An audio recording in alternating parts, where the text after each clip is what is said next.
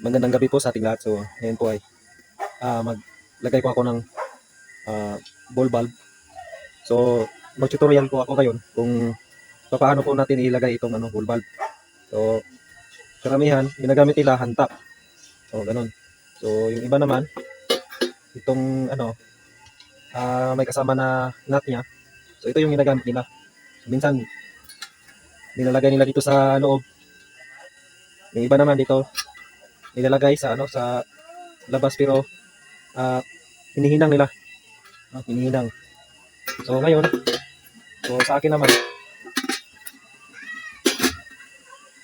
ito po yung ginagamit ko. So, 1/4 po ito na stainless. So, saktong-sakto po siya sa dito sa thread ng ball valve. Yan po. So, ngayon, ito pala yung binili ko. T na 1/4 stainless kasi. Yung elbow kasi, dalawa lang yung magagamit. Ito, tatlo na yung magagamit mo. So, sa halagang 45 pesos, itong isa. So, hindi pa kasama ang shipping fee nito. So, yung 45 pesos mo, hatiin yun sa tatlo. So, magkano na lang. So, at least nakatipid ka ng kunti. So, ngayon, ikakat ko to. So, mas maganda siguro yung naka-slant yung pagkakat. Nakaka-slant. Yan, naka-slant. Para pag nilagay dito sa tangke natin. So, slanting siya. So, yung valve po natin, nakadungo. Ganyan po. Yan. Para yung langis hindi dadaloy dito sa sa baba, hindi dadaan dito sa sa ilalim sa katawan ng bull valve.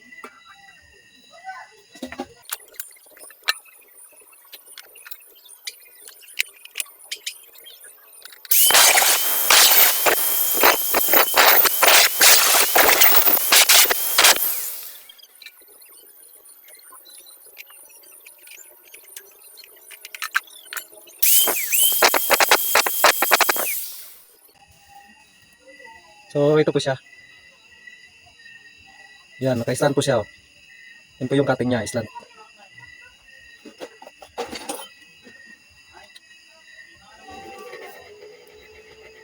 So, yan po. I-weld ko na lang dito.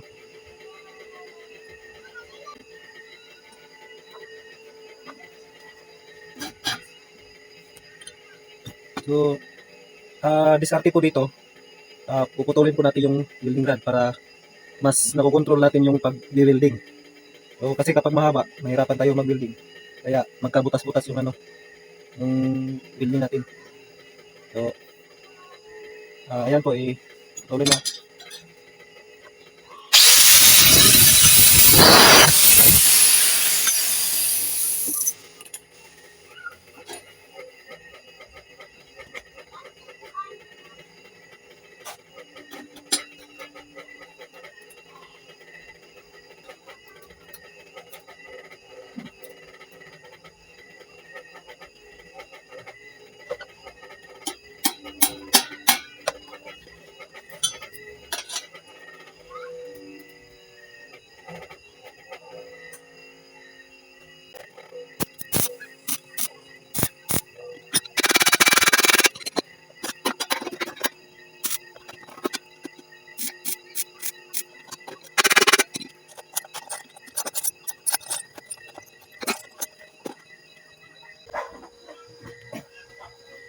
So, ito na po yun.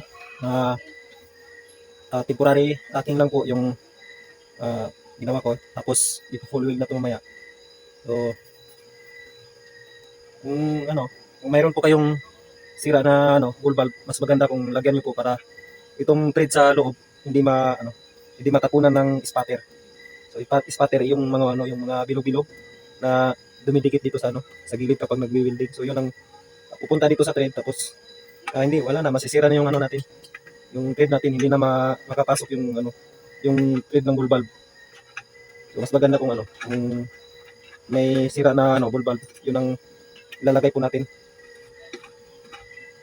Pwede naman din po yung grasa ilalagay.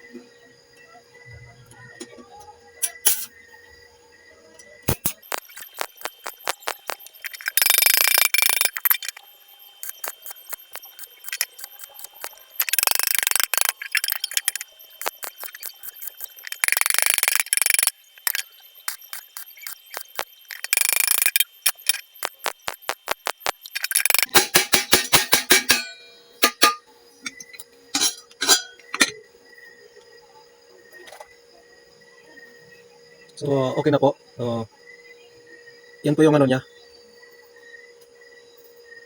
Yan.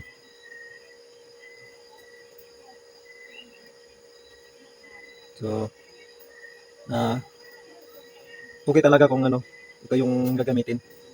So, mas matibay. So, yan po. Naka-stand na po siya.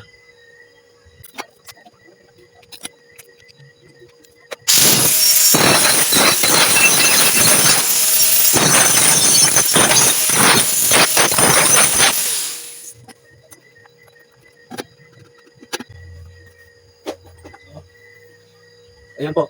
Okay na. Uh, Ganun lang po yung kasimple. So, ayan po.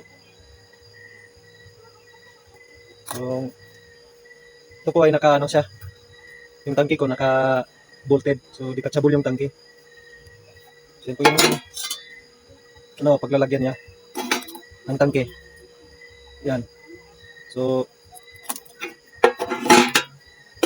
pasok lang ganyan.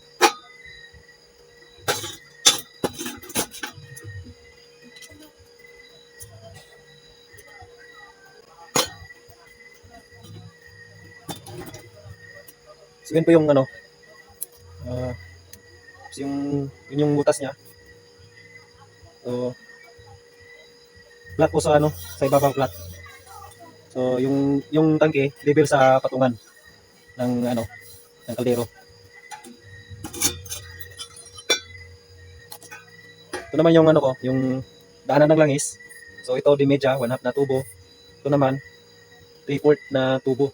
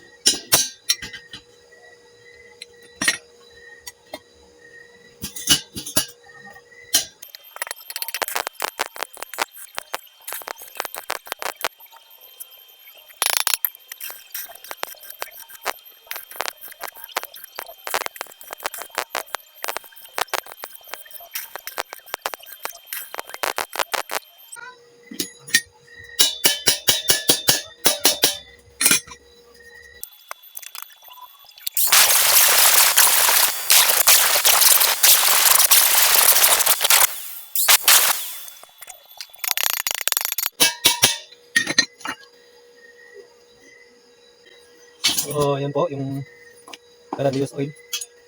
Yung Calandios oil ko. So, tapos na.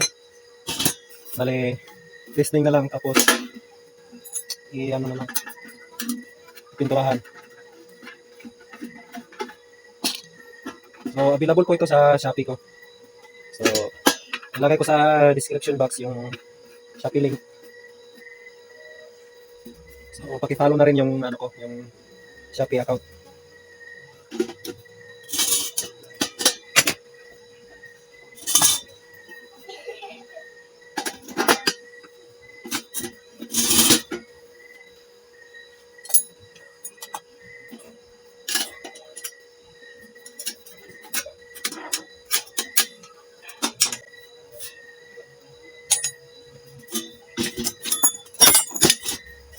So, okay na po. Tapos na. So, ayan yung ano, yung ball valve. So, yun po. Naka-slant yung outlet ng inlet ng tubo natin. So, may puno dito, yung may trap para hindi lalabas yung usok dito. So, ayan. So, maraming salamat po sa lahat sa nanonood. Tsaka, salamat po sa mga sa suporta nyo. Sa mga kaibigan ko, sa mga gumagawa ng music kalan. So, lahat-lahat na. Shout out sa inyo lahat. So, ayan po. Papa-artist ko na mamaya. So, hanggang dito na lang po yung aking video. So, sana po ay may natutunan po kayo sa tutorial ko. So, paki-subscribe na lang po yung channel ko at paki-like, share, and comment. So, maraming salamat po. So, ayan po yung finished product.